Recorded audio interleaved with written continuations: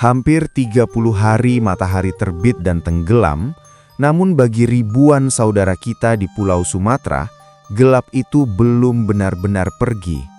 Sebulan yang lalu, air bah menerjang tanpa ampun. 3 provinsi sekaligus, Aceh, Sumatera Utara, hingga ke ranah Minang, Sumatera Barat, lumpuh dihantam bencana hidrometeorologi terbesar tahun ini. Kita semua melihat beritanya, kita melihat air mata itu. Dan hari ini, saat sorotan kamera media nasional mulai berpaling ke isu lain, sebuah realita baru yang lebih menyakitkan justru sedang terjadi. Banjir mungkin telah surut di beberapa tempat, lumpur mungkin mulai dikeruk, namun ada banjir lain yang kini menenggelamkan warga. Kelaparan, krisis air bersih, dan rasa putus asa. Narasi resmi mengatakan bantuan sudah turun. Pemerintah pusat, pemerintah daerah, hingga ribuan relawan swadaya masyarakat telah bergerak. Tapi mengapa di lapangan realitanya berbeda? Mengapa di sudut-sudut Lok Semawe hingga pelosok Sumatera lainnya, kain-kain putih mulai dikibarkan di depan rumah? Ini bukan sekadar cerita tentang bencana alam. Ini adalah cerita tentang disaster management, tentang birokrasi, dan tentang jeritan menyerah dari rakyat yang merasa terlupakan. Mari kita bicara data. Secara logistik, volume bantuan yang masuk ke Sumatera sebenarnya masif. Truk-truk sembako dari pemerintah pusat dan donasi netizen mengalir deras di minggu pertama. Namun bencana ini mengajarkan kita satu hal pahit. Ketersediaan barang tidak sama dengan keterjangkauan. Di lapangan distribusi menjadi mimpi buruk. Akses jalan yang putus di pedalaman Sumatera Barat dan Aceh membuat bantuan menumpuk di posko induk kabupaten, namun gagal mencapai titik nol di desa-desa terpencil. Laporan dari lapangan menunjukkan ironi yang menyedihkan. Di satu titik bantuan menumpuk hingga kadaluarsa, namun hanya berjarak 10 km dari sana, warga masih kesulitan mendapatkan air bersih. Sumur-sumur warga tercemar lumpur pekat. Tanpa air bersih, ancaman penyakit kulit dan diare kini menjadi teror kedua setelah banjir itu sendiri. Masyarakat tidak bisa memakan janji distribusi. Mereka butuh beras hari ini. Mereka butuh air yang layak minum, detik ini. Dan ketika kebutuhan dasar ini tidak terpenuhi selama berminggu-minggu, mental sekuat baja pun akan runtuh. Di tengah himpitan inilah fenomena itu muncul. Seperti yang dilaporkan oleh Tribun Aceh dan Kompas, di kawasan Lok Semawe dan beberapa titik di Aceh Utara, warga mulai mengibarkan bendera putih. Ingatkah kita pada masa pandemi, bendera putih adalah simbol universal dari menyerah. Ini adalah kode SOS darat, tanda bahwa penghuni rumah tersebut sudah tidak memiliki beras selitir pun untuk dimasak, tanda bahwa mereka sudah tidak sanggup lagi bertahan dengan sisa tenaga yang ada. Seorang warga di Lok Semawe mengaku, bendera itu bukan untuk mencari sensasi.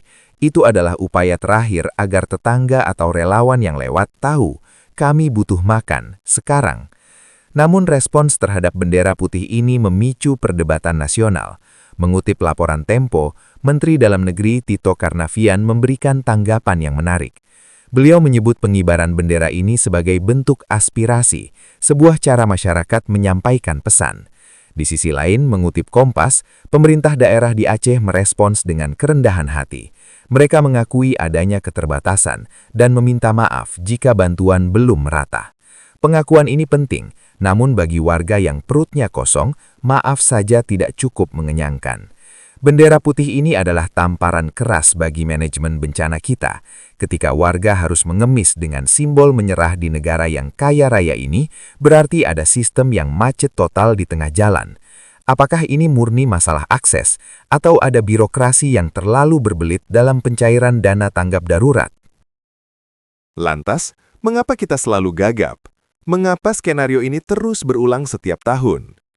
Mengutip analisis mitigasi bencana dari Smart ID, Indonesia sebenarnya memiliki strategi yang komprehensif di atas kertas. Namun, tantangan terbesarnya ada pada 3 hal: implementasi, koordinasi, dan tata ruang.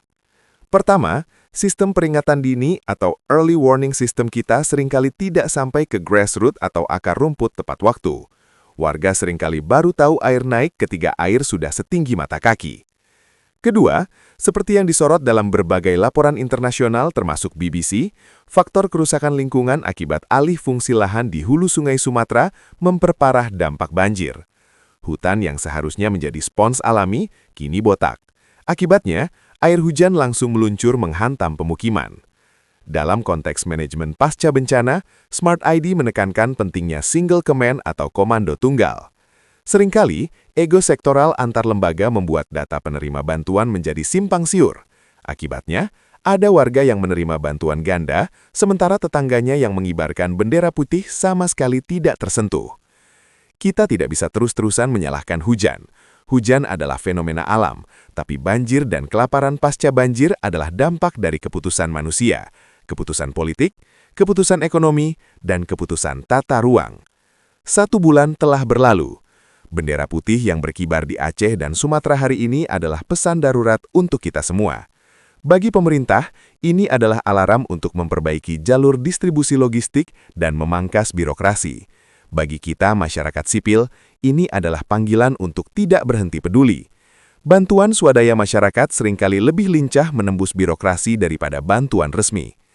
Jangan biarkan saudara kita di Aceh, Medan, Padang, dan sekitarnya merasa berjuang sendirian.